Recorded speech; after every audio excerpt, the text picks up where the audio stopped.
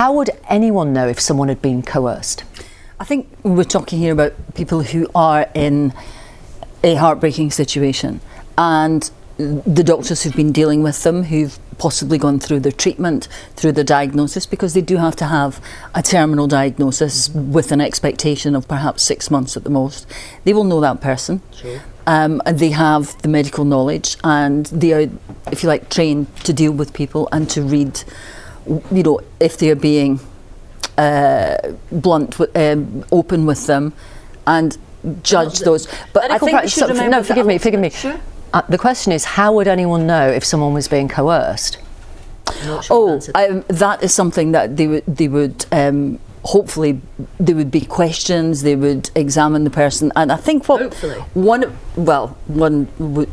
do it. But I think one of the things medical practitioners forgive me, doctors are not trained in coercive control, are they? No, I appreciate that. How would they know if someone had been coerced?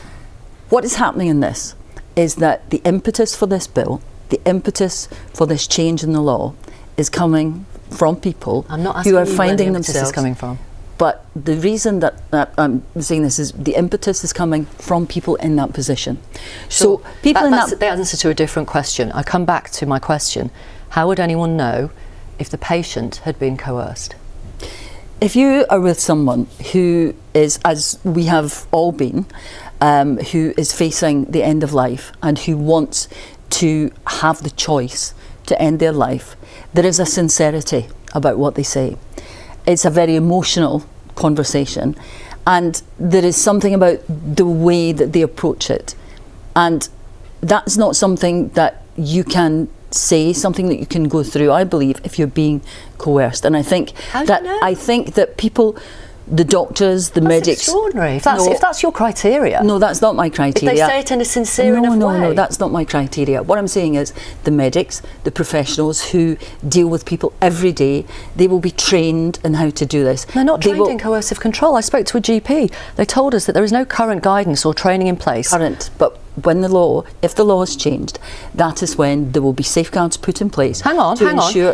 I thought this bill had the strictest safeguards in the world. It does. Now you're telling me that there will be further safeguards. No, sorry, Victoria, what I'm saying is the safeguards are in the bill, and they will they're be not. There's no mention of training. They will be medical practitioners and medical practitioners who are dealing with people, and there have to be the medical practitioner. It will be a very strict examination. It won't be a case of sitting down with someone for 10 minutes. It will be a very serious, in-depth discussions. Okay. There will be psychiatrists involved.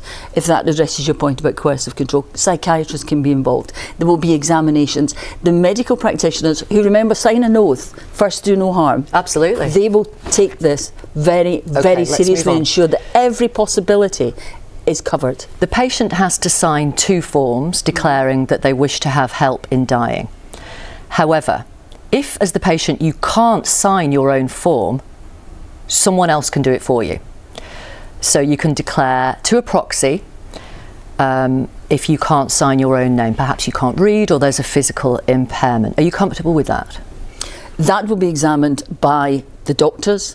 Then it has to go to a High Court judge. So all of this will be tested. I wouldn't have put my name to it if I wasn't absolutely convinced that these are the strongest safeguards in the world. They will be tested absolutely, and they will be incredibly tight, because this is for all of us. This is not just a legal question. This is a huge emotional and moral issue that we're addressing. The bill says that the proxy who signs your name can be someone who's known the patient personally for 2 years, or a person who is of good standing in the community.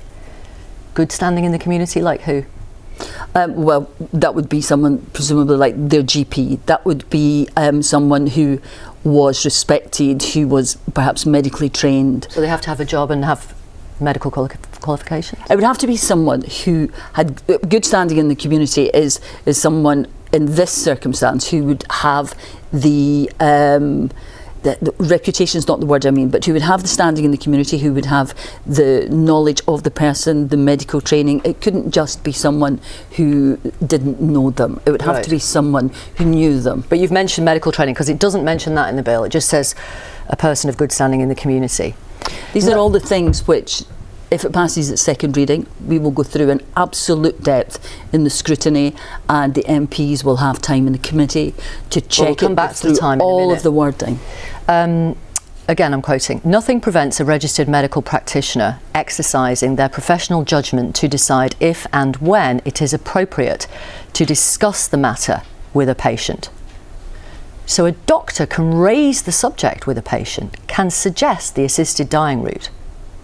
Are you comfortable with that? No, not suggest. They could ask if they felt that the patient wanted to do it. So they can raise the subject first of all. I think what we have to remember in this... Are you comfortable with that?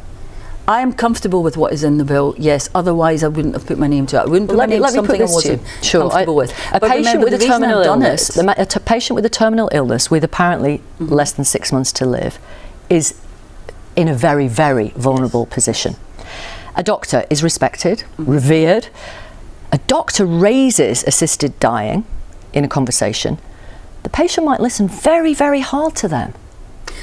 All I can tell Are you you is comfortable with that? I am comfortable that this is based on the strictest possible safeguards. And there are situations we've been talking, this is not something, Nick mentioned the Spirit's done with, this is not something that Kim has come up with overnight, or that any of us have become involved in overnight. But we've spent years listening to people who've been involved in other countries, like Australia. We had one woman who came and spoke to us couple of weeks ago, whose brother had gone through the assisted dying process in Australia, which is the strictest. Sure. And he went through all of this, and it's what we've looked at, and at the end of the day, he decided that the time had come when he wanted to exercise the right that he had gained. We're almost out of time, Chrissy Jardine. Take his own life, and to have an assisted death. And I think what we have to remember in all of this, I mean, it is taking your own life, isn't it? it is, but it is having the choice. Now, Victoria, I don't know what I would do in that circumstance. I'm not asking you that.